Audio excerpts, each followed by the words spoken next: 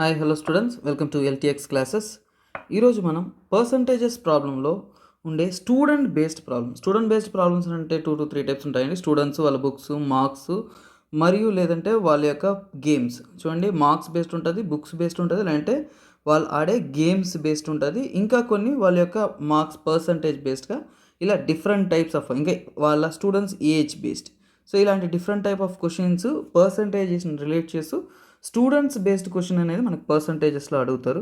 So అవి ఎలా అడుగుతారు, వాటి యొక్క షార్ట్కట్ మెథడ్లో ఎలా సాల్వ్ చేస్తాం అనే విషయాన్ని మనము డీటెయిల్గా ఒక్కసారిగా 1 by 1 ఒక 5 క్వశ్చన్స్లో చూద్దామండి.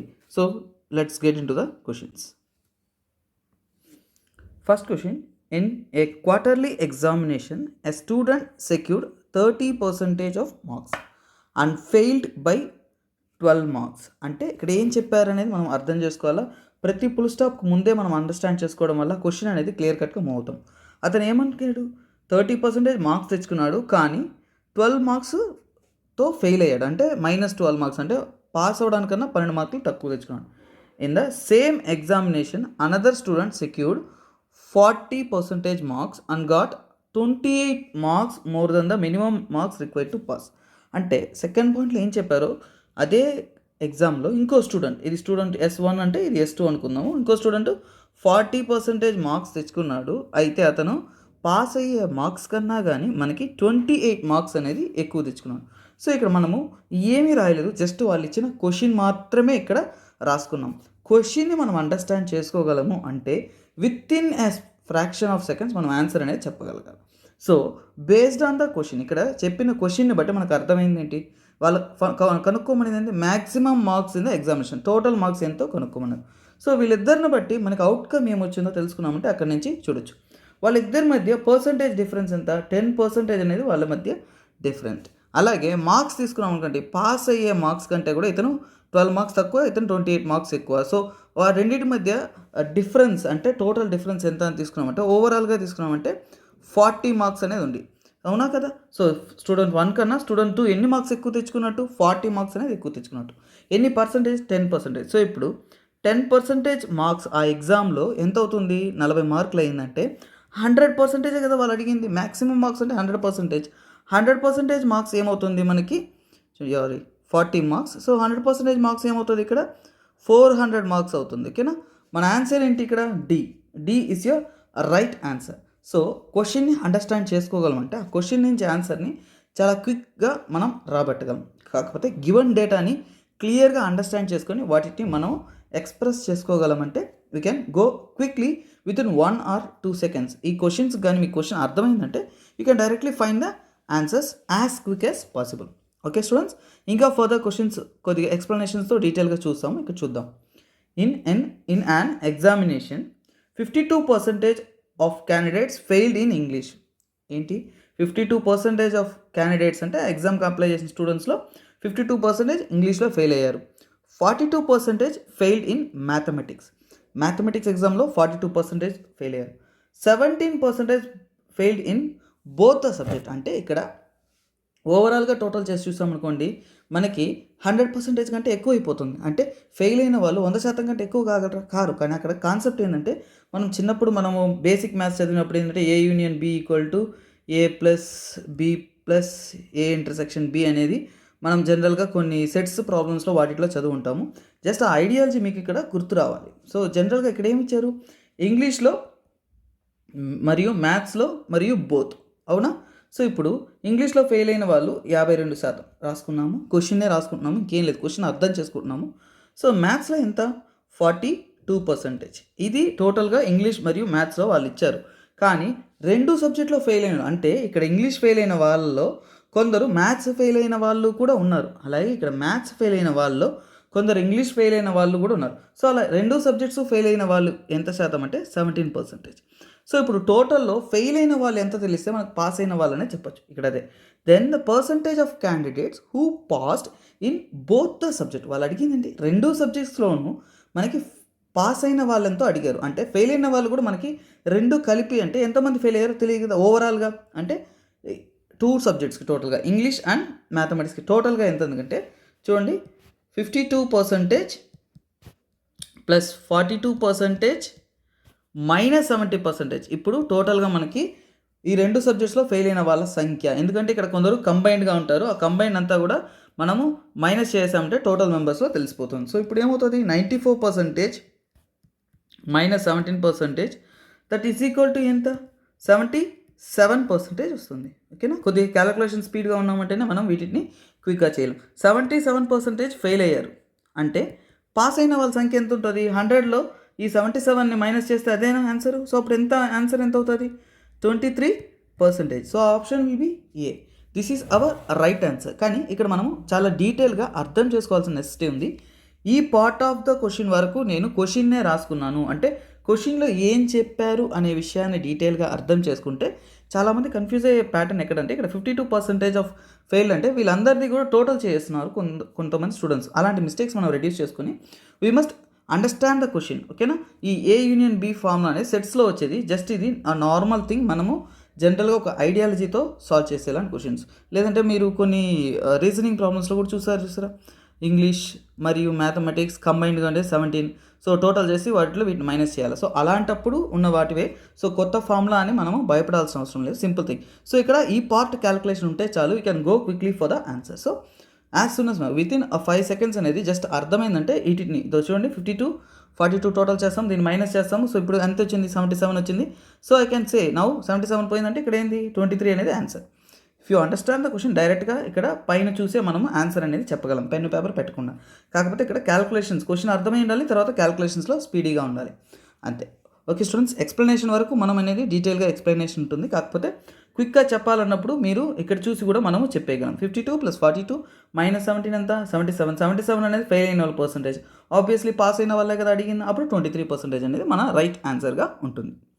Okay students, next type of questions చూద్దాము.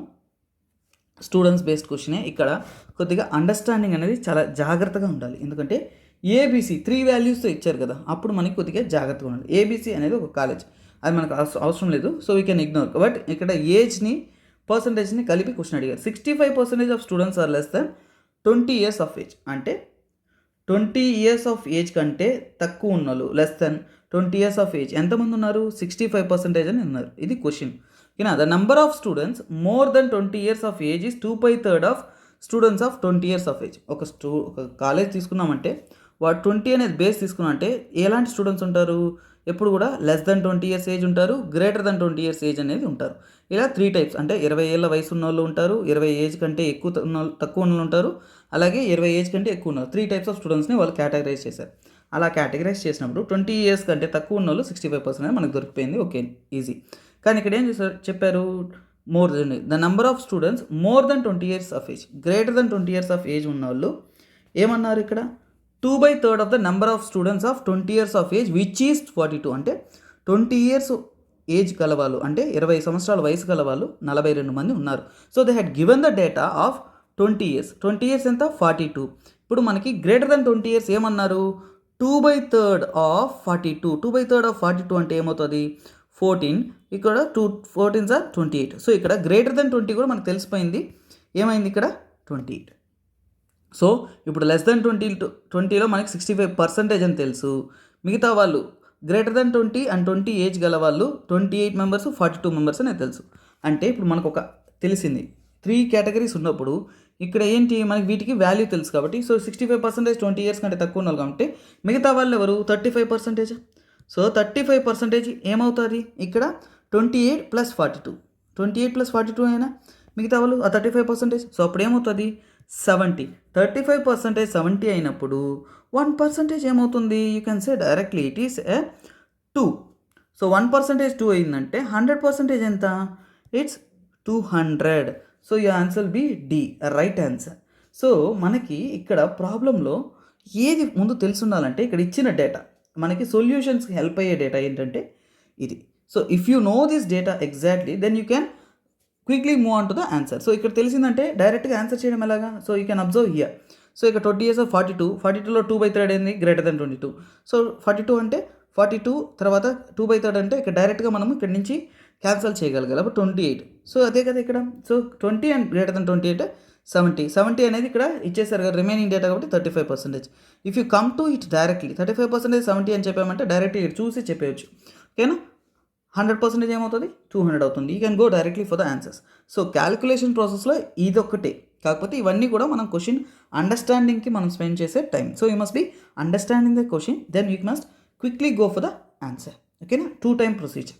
ఓకే స్టూడెంట్స్, సో ఇక్కడ లాజికే, ఇక్కడ క్వశ్చన్ బేస్డ్ ఆన్సరింగ్ అని మనం చేస్తున్నాం. అంటే ఇక్కడ క్వశ్చన్ చూస్తాము, క్వశ్చన్లో ఏం చెప్పారు అనేది క్లియర్గా అండర్స్టాండ్ చేసుకుంటే ఆ వాల్యూస్ని సక్రమంగా మనం రాసుకున్నామంటే దాని నుంచి మనం ఆన్సర్ని క్విక్గా సింప్లెస్ట్ ఫార్మ్ ఆఫ్ క్యాలిక్యులేషన్స్లో రాబట్టగలం. దీంట్లో ఎక్స్ అంటే ఇది, వై అంటే అదని టైం తీసుకుంటూ పోయామంటే అక్కడ you will be struck in some situations. Okay students, we can go to the 4th question. చూడండి, కొన్ని క్వశ్చన్స్ చిన్నగా ఉంటాయి కానీ ట్రిక్కీగా ఉంటాయి, కొన్ని క్వశ్చన్స్ పెద్దగా ఉంటాయి కానీ ఈజీగా ఉంటాయి. So along the flow. So ఇక్కడ చూద్దాం, a student erroneously multiplied a number by 2/5 instead of 5/2. What is the percentage error in the calculation? అంటే ఒక వ్యక్తి, ఒక స్టూడెంట్ ఉన్నాడు, అతను ఒక తప్పు చేశాడు. ఏమని? 5/2తో మల్టిప్లై చేయబోయేసి 2/5తో మల్టిప్లై చేశాడు. అప్పుడు అతని యొక్క తప్పు పర్సంటేజ్, అంటే అతని ఎర్రర్, అతను చేసిన మిస్టేక్ యొక్క శాతం పర్సంటేజ్ అనేది క్యాలిక్యులేట్ చేయమన్నారు. సో ఇప్పుడు 2 మెథడ్స్లో తీసుకోవచ్చండి. అతను బేస్ వాల్యూ ఇక్కడ ఏమీ ఇవ్వలేదు కాబట్టి మనం ఏదన్నా కానీ తీసుకోవచ్చు. సో 100తో పర్సంటేజ్ చెప్తాం కాబట్టి 100 తీసుకుంటాం. 100 అనే 2 షార్ట్ కట్స్ ఉన్నాయండి వీటికి. సో 2 షార్ట్ కట్స్ కూడా చెప్తాను, ఎందుకంటే కొందరు ప్రిపేర్ అయినప్పుడే కొన్ని పార్ట్స్ మెథడ్ అనేది ఫాలో అయి ఉంటారు. మీరు పార్ట్స్ మెథడ్ ఫాలో అయ్యారా, లేదంటే percentage method, example method follow అయ్యారా, దాన్ని బట్టి 2 షార్ట్ కట్స్ వస్తాయి. 2 కూడా దీనికి చూసేసాం. సో ఎలాగంటే చూడండి, 100 అనే బేస్ వాల్యూ తీసుకున్నాం అంటే ఇది బేస్ వాల్యూ తీసుకునే మెథడ్. సో ఇక్కడ ఏంటి, 100 తీసుకున్నాం అంటే యాక్చువల్గా అతను దేంతో మల్టిప్లై చేసి ఉండాలి, 5/2తో మల్టిప్లై చేసి ఉండాలి. అవునా, 5/2తో మల్టిప్లై చేస్తే అతని వాల్యూ ఏమవుతుంది, యాక్చువల్లీ ఇట్ ఈస్ 50, 250. అవునా, కానీ అతను వాస్తవానికి ఏ నెంబర్తో మల్టిప్లై చేశాడు, దాన్ని 2/5తో మల్టిప్లై చేశాడు. సో ఇప్పుడు వాల్యూ ఏమవుతుంది, 40 అవుతుంది. అంటే అతనికి రావాల్సిన వాల్యూ 250, వచ్చిందేమో 40. అప్పుడు అతను చేసిన మిస్టేక్ ఏంది, వాటి రెండింటి మధ్య డిఫరెన్స్ ఏనా. So mistake equal to 250 - 40/250. Total value ఇంత కదా రావాల్సింది, కానీ వచ్చిందేమో 40. సో ఎంత ఎర్రర్ అనేది ఇదే, 210/250. సో ఇప్పుడు పర్సంటేజ్లో అడిగారు కాబట్టి ఇంటూ 100 చేసుకున్నామంటే your answer will be easy. So 25 ones are 25 fours are, that is equal to 420 ones are 84. Okay na, 84%. Here option is D. You can go for it. ఇది ఒకటి base method, లేదంటే example తీసుకొని చేసే method. ఇంకో method అంటే కొందరు పార్ట్స్లో follow అయి ఉంటారు. ఆ పార్ట్స్ మెథడ్ ఫాలో అయ్యామంటే see here equate the parts, అంటే డినామినేటర్ని ఈక్వేట్ చేయాలి. సో దీన్ని ఈక్వేట్ చేయాలంటే దేంతో మల్టిప్లై చేయాలి, 2తో మల్టిప్లై చేసి డివైడ్ చేయాలి. దీన్ని 5తో మల్టిప్లై చేసి డివైడ్ చేయాలి. ఎందుకని, డినామినేటర్ని ఈక్వల్ చేసుకున్నాం. సో ఇప్పుడు మల్టిప్లై చేసింది 4/10, ఇంకోటి ఏంటి 25/10. సో ఇక్కడ రావాల్సిన వాల్యూ 25, వచ్చిన వాల్యూ 4. సో డిఫరెన్స్ ఏంటి, 21/25 ఇంటూ 100. ఎందుకంటే పర్సంటేజ్లో అడిగారు కాబట్టి into 100. So obviously here also 25 ones are 4s are 4, 21s are it's 84. So based on the short cut method that we follow we get the answer. ఓకేనా, ఏ short cut చేసినా కానీ మనకి answer అనేది వస్తుంది. బట్ ఈ మెథడ్ అనేది మీకు already first నుంచి, ఇనిషియల్ నుంచి పార్ట్స్ మెథడ్ ప్రాక్టీస్ ఉంటే you can go for this, otherwise you can stick on to the example method. ఎప్పుడు కూడా బేస్ మెథడ్, ఎగ్జాంపుల్ మెథడ్ అనేది ర్యాండమ్గా ఎవరైనా కానీ చేయొచ్చు. ఇది కొన్ని మెథడ్స్ మనం ప్రాక్టీస్ చేసినప్పుడే చేస్తాం. ఓకేనా, కొన్నిటికే అలాంటి 2 షార్ట్ కట్స్ క్విక్గా వచ్చేలా ఉంటుంది. So you can practice that based on your practice or learning methodology. Okay students, next question చూస్తాము. ఒక్క విషయం చెప్తాను, ఇది చెప్పడానికి చిన్న క్వశ్చన్గా ఉంది, కానీ ఈ ట్రిక్ తెలిస్తేనే ఈ చిన్న క్వశ్చన్ మనకు ఆన్సర్ వస్తుంది. లేదంటే మనకి ఎంతదా క్వశ్చన్ చిన్నగా ఉంది అర్థమైనా కానీ దాని నుంచి ఆన్సర్ రాబట్టడం మనకి చాలా కష్టమైపోతుంది. కానీ నెక్స్ట్ క్వశ్చన్ చూపిస్తాను, it's will be a large thing. చూడడానికి చాలా పెద్దదిగా ఉంటుంది, కానీ క్వశ్చన్ నుంచే మనము క్యాల్కులేట్ చేస్తూ క్యాలిక్యులేషన్స్లో స్పీడ్గా ఉంటేనే మనం దానికి ఆన్సర్ రాబట్టగలం. ఓకేనా, ఈ క్వశ్చన్ చూస్తాము. ఈ question major of the students ఏంటంటే చూడగానే అటెంప్ట్ చేయడానికి 1 సెకండ్ అనేది జంకుతారు, లేదంటే ఇక్కడ ఉన్న వాల్యూస్ని చదివేటప్పుడే కన్ఫ్యూజ్ అయిపోతారు. ఓకేనా, సో అందువల్ల క్యాలిక్యులేషన్స్లో స్పీడ్ ఎందుకు ఉండమంటామంటే, క్యాలిక్యులేషన్స్లో స్పీడ్గా ఉన్నామంటే అటువంటి సిచ్యువేషన్స్లో ఈ ప్రాబ్లమ్స్ని మనము చాలా క్లియర్గా సాల్వ్ చేయగలం. చూడండి ఎలా క్యాలిక్యులేషన్స్ ఎలా హెల్ప్ అవుతుందో అనేది మనము ఒకసారిగా చూస్తాం ఈ క్వశ్చన్స్. ఓకేనా, out of 85 children playing badminton, table tennis and both. అంటే ఇక్కడ మనకి డేటా అనేది దేని గురించి ఇచ్చారు.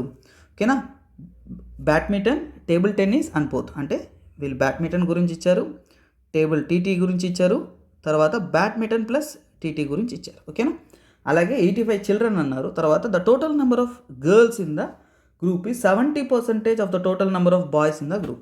అంటే 85 మెంబర్స్లో గర్ల్స్ అండ్ బాయ్స్గా డివైడ్ చేస్తే బాయ్స్ ఎక్స్ అనుకుంటే గర్ల్స్ 70% అంటే 0.7x అంటే 1.7x ఈక్వల్ టు 85. ఓకేనా? ఇది ఎలా చేస్తాము ఏంది సార్ ఎలా చేశారంటే ఇది పర్సంటేజెస్ అండి, కాకపోతే ఇది 70%ని నేను 0.7xగా రాసుకుంటున్నాను. సో నాకు క్యాల్కులేషన్ ఈజీగా ఉంటుంది కాబట్టి. సో ఇప్పుడు x ఈక్వల్ టు ఏమవుతుంది 50. సో x అంటే బాయ్స్ తీసుకున్నానా, ఇది గర్ల్స్. ఓకేనా? సో ఆబ్వియస్లీ సో బాయ్స్ అంటే ఎంత అవుతుంది ఇప్పుడు 50. So I get my answer boys equal to 50. Boys 50 అయితే గర్ల్స్ ఎంత అవుతారు ఈక్వల్ టు 35. సో ఇక్కడ మనకి కావాల్సిన డేటాలో బాయ్స్ అండ్ గర్ల్స్, అవునా? సో ఇక్కడ చూద్దాము. తర్వాత అలాంగ్ ద ఫ్లో పోవాలి. ఈ క్వశ్చన్స్ అంతా కూడా ఎక్కడ ఫుల్ స్టాప్ ఎండ్ అవుతుందో అక్కడికి ఉన్న వాల్యూస్ని మనం డెరివేట్ చేసుకుంటూ పోతూ ఉండాలి. The number of boys playing only badminton is 50% of the number of boys. అంటే ఇక్కడ ఓన్లీ బ్యాడ్మింటన్ ఆడేవాళ్ళు 50% ఆఫ్ ద బాయ్స్. అంటే ఇక్కడ బాయ్స్ మనకి తెలుసు 50. దాంట్లో 50% బాయ్స్ అనేవాళ్ళు బ్యాడ్మింటన్ మాత్రమే ఆడతారు. అంటే ఎంత 25. ఓకే, తర్వాత and the total number of boys playing badminton is 60% of the total number of boys. 60% అంటే ఎంత 30 మెంబర్స్, అవునా? సో 50లో 60% అంటే మనకి 30 మెంబర్స్. అదే క్యాలిక్యులేషన్స్లో స్పీడ్గా ఉంటేనే ఈ ప్రాబ్లమ్స్ మనము క్విక్గా ఆన్సర్ సాల్వ్ చేయగలం. అందుకే ఫస్ట్లోనే మనం క్యాలిక్యులేషన్ స్పీడప్ కోసం స్పీడ్ మ్యాథ్స్ టెక్నిక్స్ క్యాలిక్యులేషన్స్ అనేది చూసాం. ఇక్కడ చూడండి 30 అంటే ఇక్కడ ఓన్లీ బ్యాడ్మింటన్ 25 అయితే మిగిలిన 5 మెంబర్స్ ఏమై ఉంటారు, వాళ్ళు టీటీ మరియు బ్యాడ్మింటన్ ఆడే బాయ్స్ అయి ఉంటారు. So here you right as 5. ఎందుకని అర్థమైందా? 30 మెంబర్స్ ఉన్నారు బ్యాడ్మింటన్ ఆడేవాళ్ళు, 25 ఓన్లీ బ్యాడ్మింటన్ అంటే ఇంకో 5 మంది ఏమంటారు, వాళ్ళు టీటీ మరియు బ్యాడ్మింటన్ రెండు ఆడేవాళ్ళు అయి ఉంటారు. సో అందుకే 5 వేసుకున్నాం. తర్వాత ఎక్కడున్నాం, ఇక్కడున్నాం. So the number of children playing only table tennis is 40% of the total number of children. అంటే టోటల్ నెంబర్ ఆఫ్ చిల్డ్రన్స్ ఎంత 85, దాంట్లో 40% ఏమన్నారు ఓన్లీ టేబుల్ టెన్నిస్ అంట. ఓన్లీ టేబుల్ టెన్నిస్ ఆడుతున్నారంటే ఇక్కడ ఏంటి 85 కదా. 85 అంటే దాంట్లో 40% ఏమైంటుంది, you must be finding. So 10% అంటే 8.5. సో ఇంటూ 4 చేసామంటే ఎంత అవుతుంది మనకి, యూ మే గెట్ 32, 34. సో ఇది మనం క్విక్గా ఉండాలి. సో 34 అనేది only badminton, table tennis only ఆడేవాళ్ళు 34 నుంచి ఇక్కడ ఒకసారి అబ్జర్వ్ చేయండి. 34 అనేది గర్ల్స్ అండ్ బాయ్స్ కంబైన్డ్. ఓకేనా? ఇప్పుడు గర్ల్స్ ఎంతో బాయ్స్ ఎంతో తెలియాల్సింది. సో ఇప్పుడు ఏంటి total number of and a total number of 12 children's playing badminton and table tennis both. The number of girls playing only badminton. So ఇక్కడ వాళ్ళు ఏమడిగారు, ఓన్లీ బ్యాడ్మింటన్ ఆడే వాళ్ళని మాత్రం వాళ్ళు ఫైండ్ చేయమన్నారు. ఓకేనా? సో ఇక్కడ number of children playing only table tennis అనేది 40% ఆఫ్ ద టోటల్ చిల్డ్రన్తో 34 అనేది మనకి వచ్చేసింది. సో ఇక్కడ ఇంకోటి ఏంటంటే 12 మెంబర్స్ అనేది బోత్ బ్యాడ్మింటన్ టెన్నిస్ అన్నారు, దాంట్లో బాయ్స్ 5 మెంబర్స్ వచ్చేసింది. సో 12 - 5 ఎంత 7 మెంబర్స్ టేబుల్ టెన్నిస్ మరియు మనకి టేబుల్ టెన్నిస్ మరియు బ్యాడ్మింటన్ ఆడే గర్ల్స్ అండ్ బాయ్స్. ఓకేనా? ఈ 12లో సో అందువల్ల ఇక్కడ 5 రాసుకుంటాను, ఇక్కడ 7 రాసుకుంటాను. So you got here 50% of answer only by solving the క్వశ్చన్లో ఏం చెప్పారు అనే విషయాన్ని చూస్తేనే మనకి ఇక్కడ ఆన్సర్ అనేది వస్తుంది. సో ఇక్కడ మనకు అర్థమైపోతుంది బాయ్స్లో 25 మెంబర్స్ ఇక్కడ ఉన్నారు, 5 మెంబర్స్ ఇక్కడ ఉన్నారంటే ఖచ్చితంగా బాయ్స్లో టేబుల్ టెన్నిస్ మాత్రం ఆడేవాళ్ళు ఎంత ఉంటారు, ఎందుకంటే 50లో 50లో వీళ్ళు రెడ్యూస్ చేస్తే ఎంత అవుతుంది 20 అవుతుంది. సో 20 ఇక్కడ ఓన్లీ టీటీ అంటే టేబుల్ టెన్నిస్ ఆడేవాళ్ళు. అంటే ఇప్పుడు గర్ల్స్లో ఓన్లీ టీటీ ఆడేవాళ్ళు ఎంత, ఎందుకని టోటల్ ఇక్కడ తెలుసు కదా, గర్ల్స్ అండ్ బాయ్స్ కలిపితే టీటీ ఆడేవాళ్ళు ఎంత 34. 34లో 20 పోతే 14. సో ఇక్కడ ఓన్లీ నేను ఏం చేశాను అంటే క్వశ్చన్లో ఉన్న డేటాని కరెక్ట్గా రాయడం అనేది చేశాను. సో రాస్తే ఇక్కడ ఆబ్వియస్లీ గర్ల్స్ మొత్తం మనకి ఎంత తెలుసు కదా, ఎంతమంది గర్ల్స్ 35. 35లో 14 7 మైనస్ చేస్తే ఎంత వస్తుంది, అగైన్ 1 more 14 అంతే కదా, 28 + 7 35 వస్తుంది కదా. సో దీన్ని సబ్ట్రాక్ట్ చేస్తే 14. సో ఇప్పుడు వాళ్ళు అడిగింది ఏంటి, the number of girls playing only badminton ఆడేవాళ్ళు ఎంత, ఇక్కడ మనకి 14 అనేది ఆన్సర్. మన ఆప్షన్లో ఉందా, బి అనే ఆప్షన్లో 14 ఉంది. ఓకేనా? ఇక్కడ స్టూడెంట్స్ చేసే చాలా మిస్టేక్ ఏంటంటే చాలా వరకు ఈ క్వశ్చన్ చదివేటప్పుడే ఏం చేస్తామంటే రిస్కీగా ఉందనేసి అటెంప్ట్ చేయము. రెండో థింగ్ ఏంటంటే గర్ల్స్ గురించి ఎక్కువ డేటా ఇవ్వలేదు, బాయ్స్ నుంచే మనం గర్ల్స్ని డిరైవ్ చేయాలి. అందువలన మనము స్ట్రక్ అవుతాము, మిస్టేక్స్ చేస్తాము. సో యాక్చువల్గా ఈ లెఫ్ట్ హాఫ్లో నేను ఇచ్చిందంతా కూడా క్యాల్కులేషన్స్. సో ఈ క్యాలిక్యులేషన్స్ ఎప్పుడు కూడా మన మైండ్లో చేసేంత క్యాపబిలిటీకి మనం బిల్డ్ ఆన్ చేసుకోవాలి. నేను రాసిన వాల్యూ ఏంటంటే సొల్యూషన్ ఆఫ్ ద ప్రాబ్లమ్ ఏంటంటే ఈ రైట్ సైడ్ ఉన్నది, రైట్ హాఫ్ అనేది సొల్యూషన్. సో ఇక్కడ ఇవి వాళ్ళు ఇచ్చిన డేటాని మన మైండ్లోనే క్విక్గా క్యాలిక్యులేట్ చేసి ఆ డేటా రిప్రజెంట్ చేయగలిగామంటే you get the answer to the core. డైరెక్ట్గా ఆన్సర్ అనేది మనకి ఫాస్ట్గా దొరుకుతుంది. కొద్దిగా క్వశ్చన్ చదవడంలోనే ఇక్కడ ప్రాబ్లం సొల్యూషన్ రాబట్టడంలో కాదు, క్వశ్చన్ చదవడంలో, క్వశ్చన్ అర్థం చేసుకోవడంలోనే టైం అనేది మనకి పడుతుంది. Hope you understand the different types of question that are asked in percentages based on the students values. ఇనిషియల్గా చెప్పినప్పుడు చూడండి, ఒకసారి క్యాలిక్యులేట్ చేయండి. ఇక్కడ గేమ్స్ బేస్డ్, వాళ్ళు ఆడే గేమ్స్ బేస్డ్, ఇక్కడ మార్క్స్లో ఎర్రర్ టైపు, ఇక్కడ వాళ్ళ ఏజెస్ బేస్డ్, తర్వాత చూసామంటే వాళ్ళు subjects based, marks based, so ఇలాగే ఎగ్జామినేషన్ బేస్డ్. సో ఇలాగా different types of questions only students బేస్డ్గానే మీకు అడుగుతూ ఉంటారు. Okay students, thanks for the day. Hope you would have understood a clear manner of how to solve them quickly and by understanding the question అర్థం చేసుకుంటే చాలు, మనం క్విక్గా ఎలా సాల్వ్ చేయగలం అనేది మీకు తెలుసుంటుంది. Thank you. This is me, SP Rajan, signing off. Have a nice day. This is LTX classes. Kindly be in touch so we can update with much more topics. Bye. Take care. Have a nice day.